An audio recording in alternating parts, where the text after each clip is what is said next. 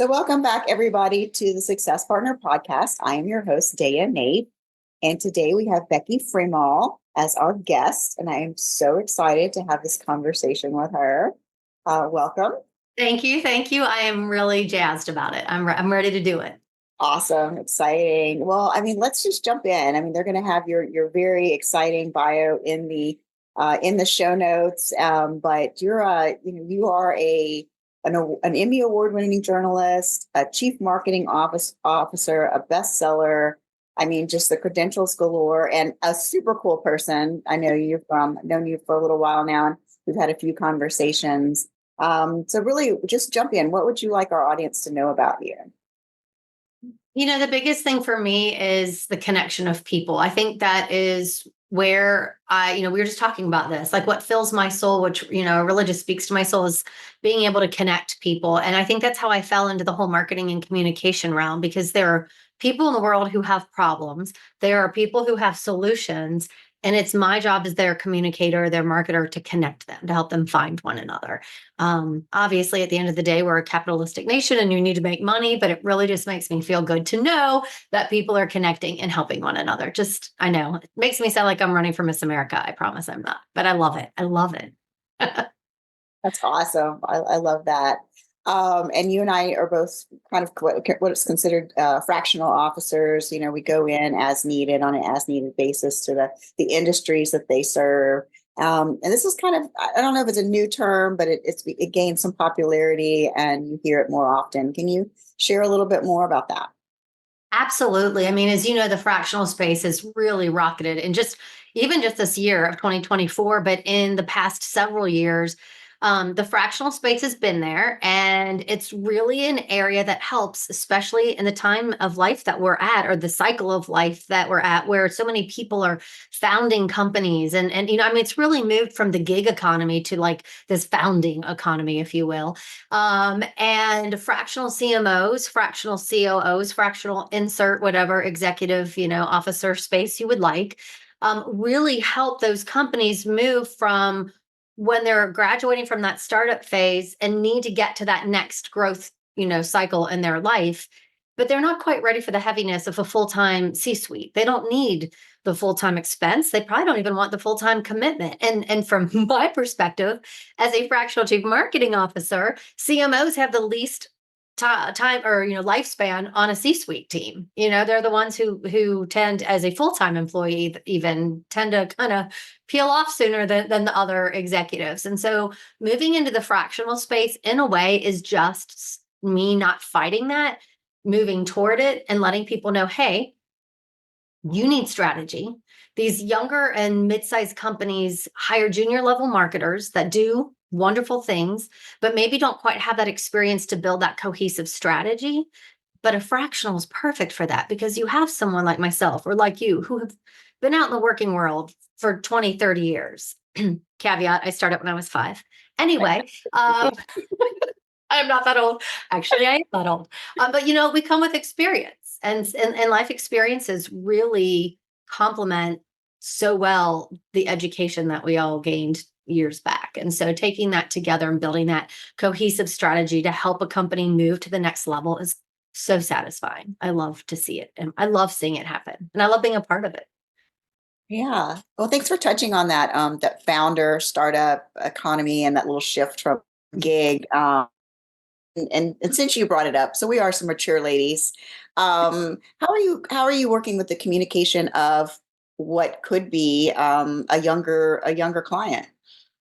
At the end of the day, it's about connecting people, which kind of brings us back to the very first thing we talked about.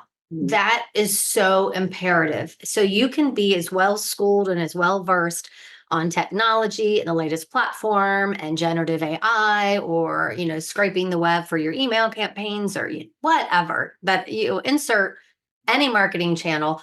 All of those things can be learned. They're technical aspects that can be learned. And to be honest, in 5 years, are going to be old hat, and you're going to have to learn something new. So in a way, it almost doesn't matter how old you are, because in 5 years, it's going to change. Heck, in 1 year, it might change. 2 years ago, no one even knew what AI was. And now it's everywhere.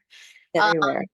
But it goes back to life experience and understanding how to speak with people and how to connect with them where they are at that moment in life. And again, those are experiences and attributes that I can share and bring to the table of a client that maybe someone who just doesn't have the lived experience is there yet. They'll get there. They'll absolutely get there. They're just not there yet. And so a lot of times as a fractional chief marketing officer, not only am I helping the company grow and move toward that kind of cohesive path to the future, but I also get to school, if you will, or educate some of the younger marketing members that are on the team. Like they'll have, for example, some companies I help will have internal marketing team members, but they just aren't quite there yet. My job is to make sure they get there. And so not only are we helping the company grow, but in doing so, we're also helping their team grow and evolve and eventually say, Becky, we're good. You did what you came to do. And we have people that we can internally that might be able to take over for you. So yeah. So I think technical is just one aspect. You can teach anybody technical. You can't teach character and you can't teach life experience or connection. And that is never going to go away in the world of marketing and communication. And it is never going to go away as long as there are humans on this earth, no matter what aspect you're in. You need to be able to communicate with one another because at the end of the day, that's the end client. The person is the one who has the problem. All the widgets and the technical stuff and the things you're selling are there to help people. They're always going to be the end client. Yeah, absolutely. That consumer relations and build the Yeah, thing that will service, not just build the thing that you want to build. right. Yeah.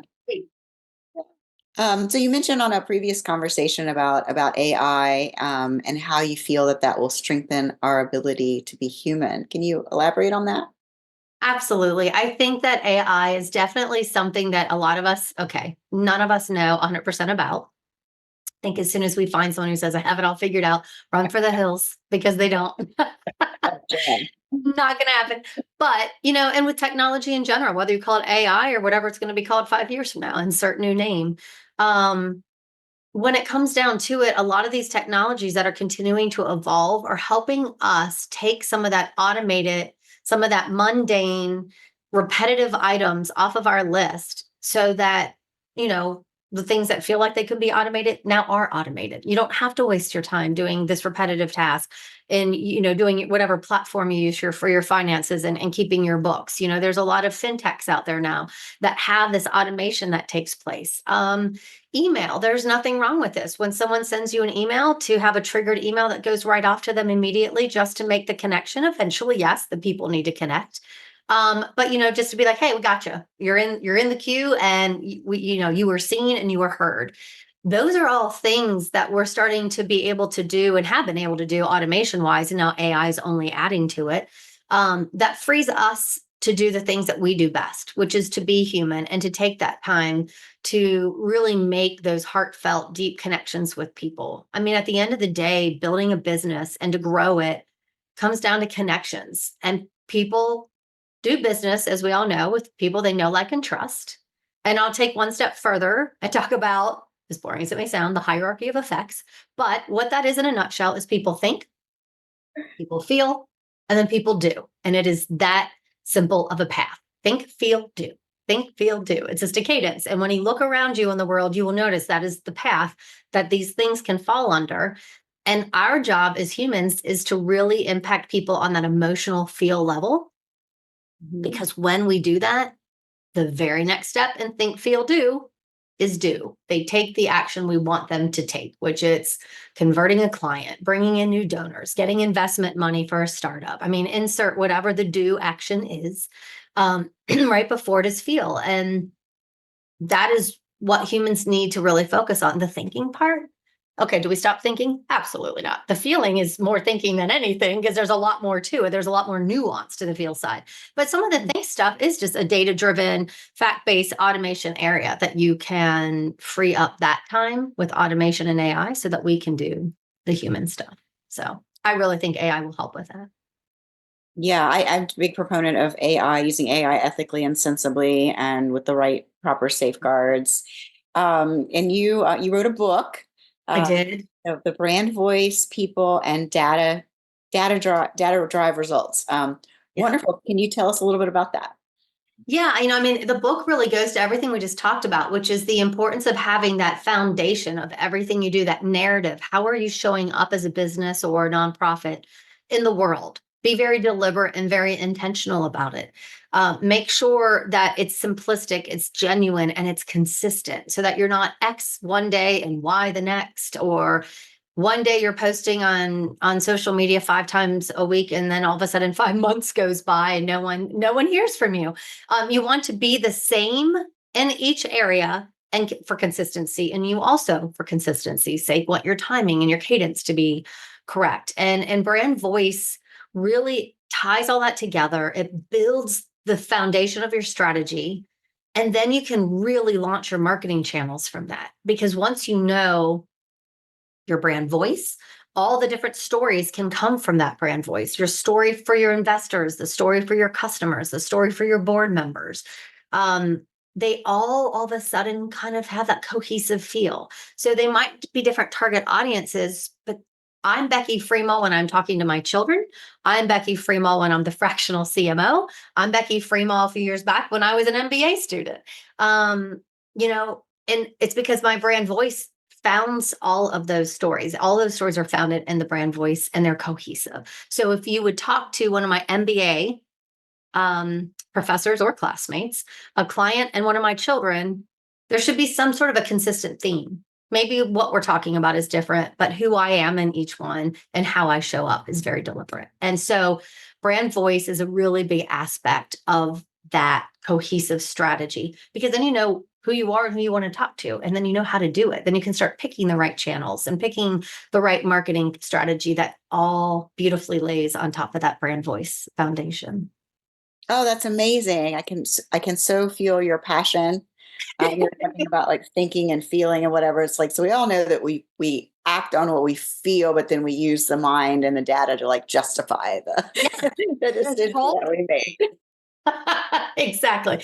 You don't want to cut out the data and you don't want to cut out the people. And that is why I always say you need the data and you need the people to really build that brand voice. Not only do you need the data and the people to build the brand voice, then you need the data and the people to continue it on the rails as you execute and build the channels and the strategy, just to make sure. Because sometimes you might go off the rails, and if you don't realize it soon enough, you're almost too far gone. Or you might start going off the rails and be like, wait a minute, we're evolving, and this path might be one we want to investigate a little further. So the people and data are needed to build the brand voice, and they're also needed to continue the marketing strategy and be very deliberate about that. I love that. So, can you share a quick success client success story? Oh, sure, absolutely. I think one of the biggest, really neat campaigns I worked on was finding the brand voice for a financial institution, where we were really focused on our consumer, just looking at our target audience as consumers. We had two very different consumer bases. One was lower socioeconomic, one was a little bit of a, not little bit, definitely a higher economic rank, and we had to be able to speak to both of them. And we really came up with this whole concept of speaking their language, and that when they come in the door, we are here to listen to them, because it's really not so much about the amount of money you have or the background you come from. Our brand voice is, we are here to enable you to live the life that you deserve to live, to enable you to get that sweet ride that you've always wanted. You have had that car you've had your eye on, or that nest egg that you wanted to save for retirement, or maybe it's something more functional, like your first home that you've wanted to, you've been wanting to save for all this time. And in doing that, we had a go to market project, or product, and surrounded and really built by that brand voice. We were able to build a campaign that drove $70 million in revenue for the organization. As well as separately, we did an onboarding campaign for new client attraction. And when they came in and it was triggered, this is a beautiful thing about automation. We really put the human feel into our narrative. It was built by our people and our data. And then we use automation to send out these emails. So every few weeks, they got a new email based on the product they had and what it looked like they might want or need down the line. Either they took it or they didn't. There was no hard sell. It was just, hey, we have the thing.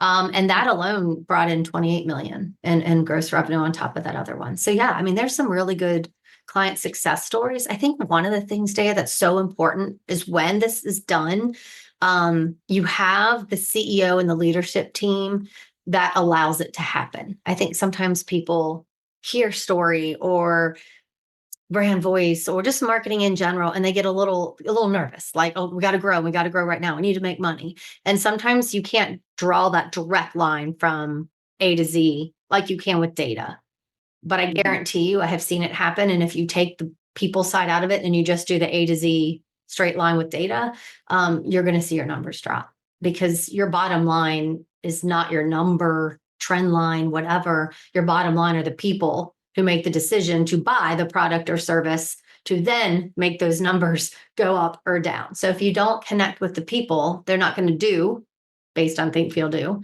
and your trend lines are going to drop. So really that simple, but life is simple and we all like to make it very difficult.